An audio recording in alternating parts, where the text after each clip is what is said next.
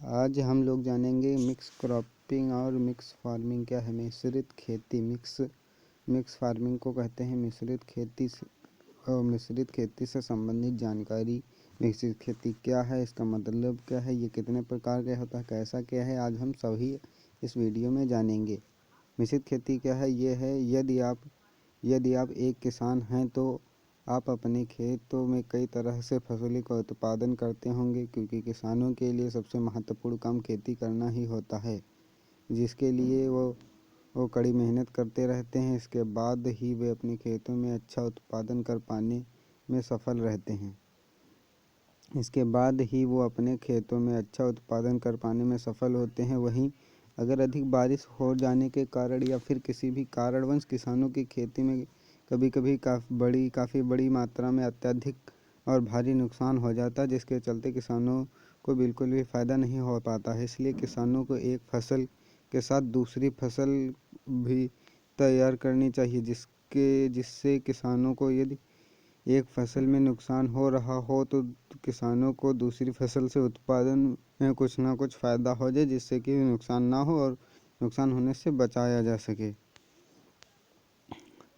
एक फसल के साथ यदि किसान दूसरी फसल में भी खेती करता है तो की जाने वाली इस खेती को मिश्रित खेती कहते हैं। कहने का मतलब ये है कि यदि किसान फसल उत्पादन के साथ साथ मधुमक्खी पालन, मछली पालन, मुर्गी पालन या पशुपालन आदि कोई भी कार्य करते हैं तो उसे कहते हैं मिक्स फार्मिंग या मिश्रित। आइए पढ़ते हैं एक मिश्रित फसल क्या है। एक फसल के साथ यदि किसान दूसरी फसल भी खेत में करता है तो वो ऐसी की जाने वाली खेती को मिश्रित फसल के नाम से जानते हैं।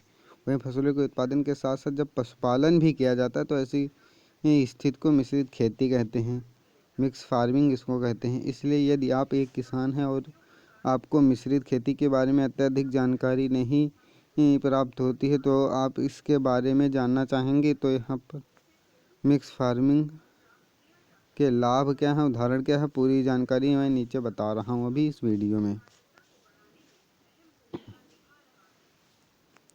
मिश्रित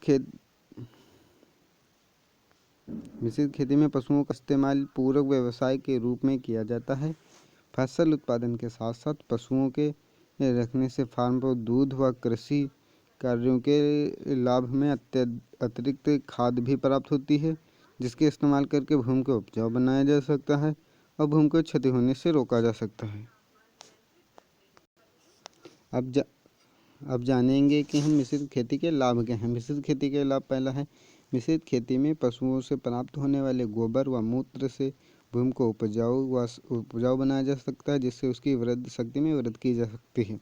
दूसरा लाभ यह है कि इस तरह की खेती करने से वर्ष में अधिकांश भाग की से आय नियमित रूप से प्राप्त होती रहती है। तीसरा है, मुख्य व्यवसायों से प्राप्त फलों, भूसा, पुआल, अगौल व गोबर मूत्र आदि सभी का पूरी तरह से उपयोग कर लिया जाता है।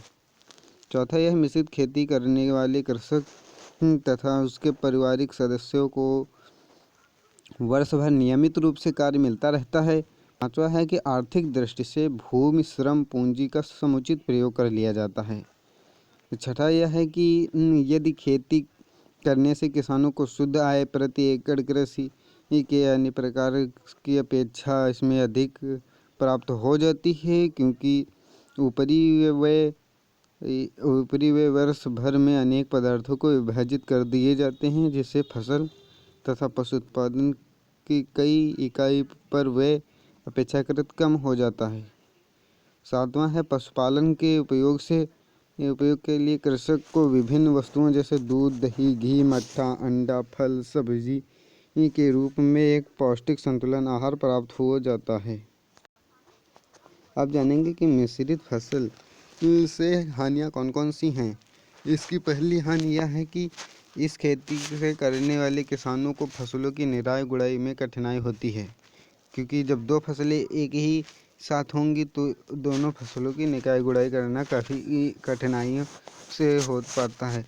दूसरी हानि यह है कि किसानों को उन्नत यंत्र भी कठिनाई से चलाने में कठिनाई होती है, क्योंकि ये उन्नत यंत्र जो होते हैं, जो अभी नई तकनीकी विधियों से बनाए गए, उनको चलाने के लिए काफ़ी ज़्यादा एरिया होना चाहिए। तीसरा नुकसान यह है कि इस खेती को करने के लिए किसानों के पास अलग अलग फसलों के लिए अलग अलग खरपतवार विनाशक दवाइयाँ फिर यंत्र का होना होता है, जिसके लिए उन्हें बहुत ही कठिनाइयों का सामना करना पड़ता है। और चौथा यह है कि किसानों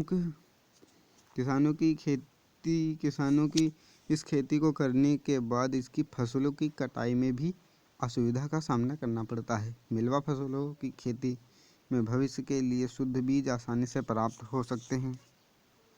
अब जानेंगे कि मिश्रित फसलों की खेती के लिए क्या क्या सावधानियां रखनी चाहिए। मिश्रित फसलों की खेती के लिए किसानों को फसल का चुनाव, क्षेत्र विशेष की मिट्टी, जलवायु तथा सिंचाई की उपलब्धता को ध्यान में रखना चाहिए। इस खेती को करते समय उगाई जाने वाली फसलों के आसपास पोषक तत्व, सूर्य की रोशनी, नमी तथा स्थान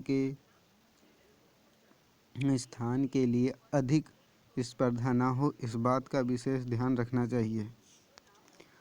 अब जानेंगे मिश्रित फसल के सिद्धांत क्या हैं। फसल चक्र में सम्मिलित करने के लिए विभिन्न फसलों का चुनाव बहुत ही से कारकों के द्वारा निर्धारित किया जाता है। इनका संक्षिप्त विवरण कुछ इस प्रकार है, हेडिंग वाइज। पहली है जलवायु, और दूसरी है भूमि संबंधित कारक, तीसरी है सिंचाई जल, चौथी है आर्थिक लाभ, पांचवी है प्रतिस्पर्धा भाव, पोषक तत्वों की उपलब्धता, सातवां है वृद्धि का स्वभाव।